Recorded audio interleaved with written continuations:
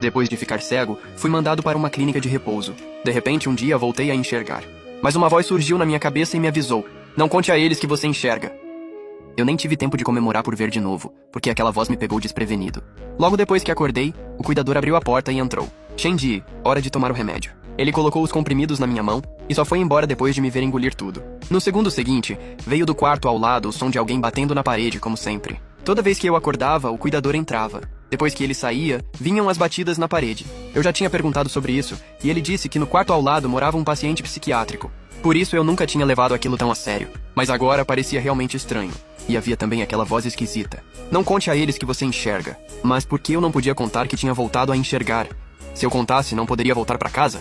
Foi nesse momento que o cuidador trouxe a comida até mim. "Shenji, venha tomar café da manhã. O café de hoje é mingau de arroz com ovo centenário e carne magra." Olhei para a tigela e senti meu estômago embrulhar na hora. Aquilo era uma massa preta e não tinha nada a ver com o mingau de arroz. Mesmo assim, exalava o cheiro de ovo centenário e carne magra. Se eu não tivesse voltado a enxergar, talvez nunca soubesse o que comia todos os dias. Segurei a vontade de vomitar e, sob a vigilância dele, forcei aquilo garganta abaixo. Só quando o cuidador foi embora, eu corri para o vaso sanitário. Eu estava ali havia 3 meses e esse tempo todo tinha comido esse tipo de coisa.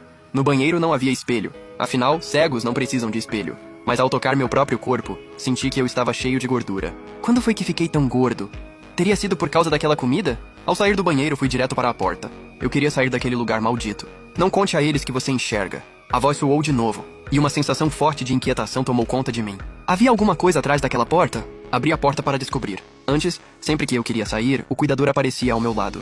Mas eu nunca imaginei que ele ficava o tempo todo parado do lado de fora. Fingi agir como antes, esticando a mão para procurar o caminho, e minha mão foi segurada como esperado. "Você quer sair para caminhar?" "Quero! Só quero dar uma volta." Sob a vigilância dele, avancei devagar, mas parei assim que vi a cena diante de mim. O cuidador já tinha me dito que aquele corredor levava ao jardim e que havia flores dos 2 lados. Ele dizia que mais à frente ficava o jardim, onde eu podia tomar sol. Mas o que eu via agora era outra coisa completamente diferente. Ali não havia flores nem luz do sol. No corredor escuro, só havia flores artificiais perfumadas e lâmpadas que imitavam a luz solar. Tudo ali destruía o que eu acreditava saber. Eu queria fugir, mas não tinha coragem. Eu nem sabia por onde escapar. "O que foi? Por que você está tremendo?" "Nada. Só estou um pouco cansado." O cuidador me levou até um banco e me fez sentar. "Tome um pouco de sol aqui. Vou cuidar de umas coisas." Fiquei sentado, rígido, tomando aquele suposto sol. O cuidador disse que ia se ocupar, mas eu sentia que ainda estava sendo observado. Será que ele ficava ao meu lado me vigiando todos os dias? Eu não ousava me mexer, com medo de deixar escapar qualquer falha. Aquela voz não teria me avisado à toa, e o cuidador também não estaria me vigiando sem motivo. Será que ele percebeu que eu tinha recuperado a visão? O que eu podia fazer para acabar com a suspeita dele? Levantei e fui tateando de volta, mesmo sabendo que havia um vaso de flores falsas à frente. Quando eu estava prestes a bater nele, uma mão me puxou. "Você vai voltar? Por que não me chamou?" "Achei que você estivesse ocupado. Já andei por esse caminho tantas vezes que pensei que conseguiria voltar tateando." Por fora, fingi estar sem graça. Por dentro, soltei um suspiro de alívio.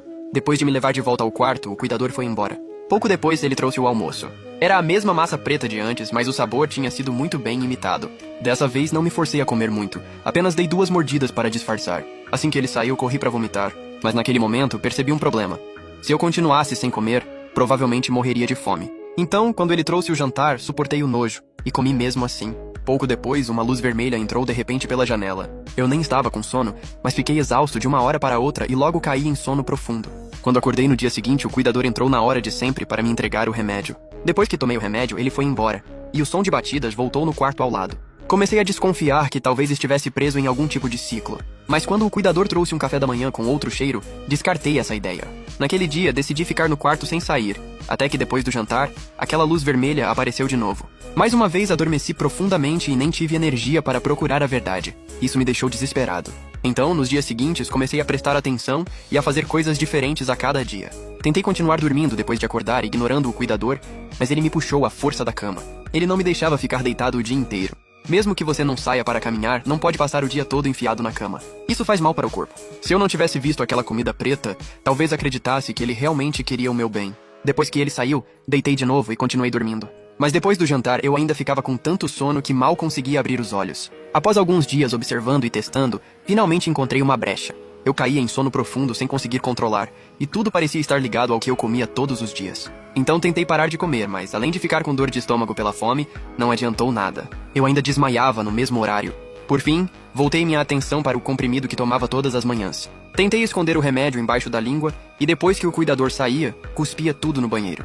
Naquele dia, embora eu tenha ficado sonolento, não caí em sono profundo. Então, nos dias seguintes, não tomei o remédio, até ficar mais desperto a cada dia. Dias depois, comecei a agir. Assim que o cuidador saiu, fui na ponta dos pés até a porta. Olhei pela fresta e só depois de ver que não havia ninguém do lado de fora, ousei sair. O corredor estava vazio e até as luzes tinham sido apagadas. Fui até a porta do quarto ao lado, empurrei de leve e vi uma silhueta na cama e marcas de mãos ensanguentadas na parede. Meu coração gelou. Porque o cuidador tinha medo de que eu me machucasse, mas ignorava completamente aquele vizinho. Fechei a porta e olhei vários outros quartos em seguida, mas não encontrei nada estranho. A única coisa estranha era eu não ver nenhum cuidador, e isso me deixou confuso. Será que eles tinham ido embora do trabalho? Mas não haver nenhum plantonista era absurdo demais. Como eu não via nenhum deles, fiquei um pouco mais corajoso. Era uma chance. Eu podia procurar a saída. Mas depois de procurar por tudo, encontrei apenas uma porta enorme. Embora não houvesse fechadura, por mais força que eu fizesse, não consegui abri-la. Sem opção, só pude voltar primeiro para o meu quarto. Mas ao passar pela porta do vizinho, percebi que ela estava entreaberta, mesmo eu tendo certeza de que a tinha fechado. Olhei para dentro do quarto e vi que não havia ninguém na cama. O vizinho tinha desaparecido. Ele não estava dormindo? Será que ele era igual a mim? Foi então que um homem saltou de repente de trás da porta. Olhei melhor e vi que o rosto dele estava coberto de sangue, e suas órbitas eram escuras e vazias. Ele não tinha olhos. Assustado, dei um passo para trás e cobri a boca em pânico.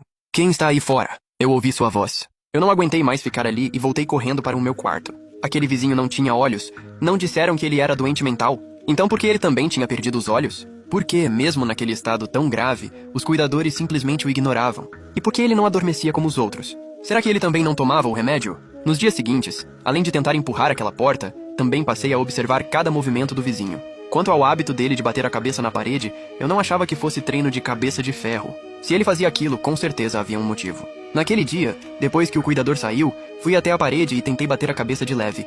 Fiquei tonto na hora, e uma imagem estranha passou rapidamente pela minha mente. Fiquei parado por um instante e levei a mão à testa. Não consegui segurar aquela imagem, mas parecia que eu tinha entendido algo.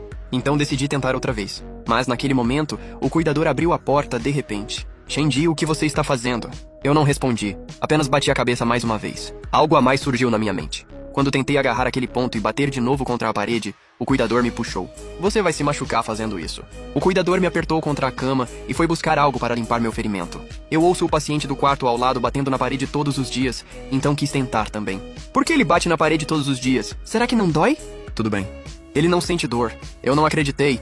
Ele claramente já tinha batido até sangrar. Se nem assim ele sentia dor, ainda era humano? O cuidador estava obviamente mentindo. Minha cabeça girou e pensei naquela imagem que tinha acabado de passar pela minha mente. Estou com saudade de casa. Pode me ajudar a falar com minha família? Sua família está muito ocupada e não tem tempo para vir ver você. Quando você se recuperar, poderá voltar para casa. Então tome o remédio direitinho e tente se recuperar logo. Então pelo menos posso ligar para eles, não posso?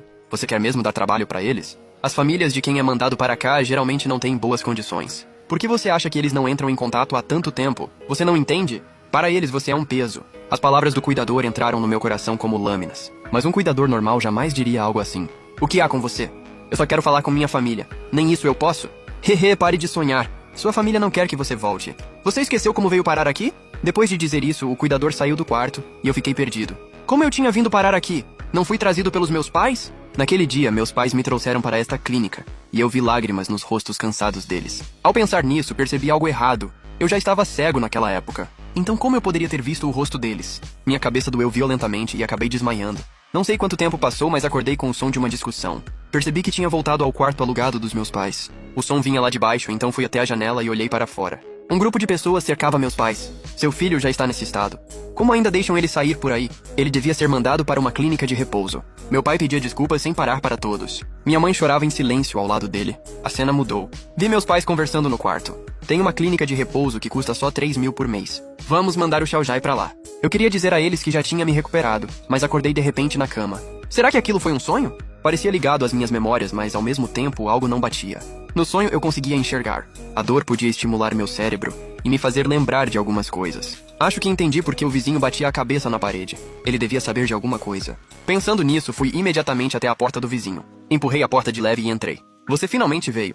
Como você sabia que eu viria? Não conte a eles que você enxerga. Fiquei chocado ao ouvir isso. Então era você que estava me avisando? Infelizmente não fui eu. Então como você sabe dessa frase? Você também já ouviu isso? Ele não respondeu. Apenas tocou os próprios olhos. O que aconteceu com seus olhos? Esse é o preço de não obedecer. Ao ouvir isso, minhas pernas fraquejaram, e eu caí sentado no chão. Meu nome é Wang Qian. Um dia, acordei e percebi que conseguia enxergar. Na hora fiquei feliz demais. Mal podia esperar para compartilhar aquela alegria com o cuidador. Naquele dia, a mesma voz também tentou me avisar, mas eu não ouvi. Contei direto para o cuidador. Na hora, ele não disse nada demais. Só me parabenizou com o mesmo tom alegre. Disse também que minha família viria me buscar em breve. Mas a desgraça aconteceu naquele mesmo dia. Os cuidadores invadiram meu quarto em grupo e me prenderam com força na cama. Eles arrancaram meus 2 olhos à força. Sua família desistiu de você. Mesmo que saia daqui, você não terá nada. Guardar esses olhos não serve para nada. Fique para sempre na escuridão. Aqui é o seu lar eterno.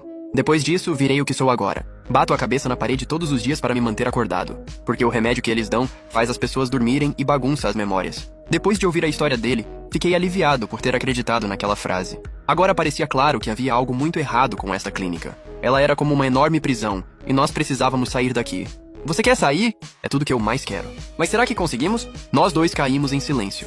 Aquele lugar era estranho demais. E além daquela porta, eu não encontrava nenhuma saída. Até os cuidadores eram estranhos. Eles surgiam ao nosso lado a qualquer momento. Algo que não parecia humano. Você está disposto a me ajudar? Se eu encontrar uma forma de sair, posso levar você comigo. Depois de dizer isso, voltei para o meu quarto. Com o exemplo de Wang Qian, eu precisava garantir que não deixaria escapar nenhuma falha. O cuidador me trouxe o remédio como sempre, e eu o escondi debaixo da língua. Depois que ele saiu, cuspi tudo. Mas hoje, algo deu errado durante a refeição. Minha queda repentina de apetite levantou suspeitas no cuidador. A comida não está do seu gosto? Percebi que você anda comendo cada vez menos ultimamente. Ao ouvir isso, meu coração quase parou, porque minha dificuldade de engolir aquela comida tinha me entregado.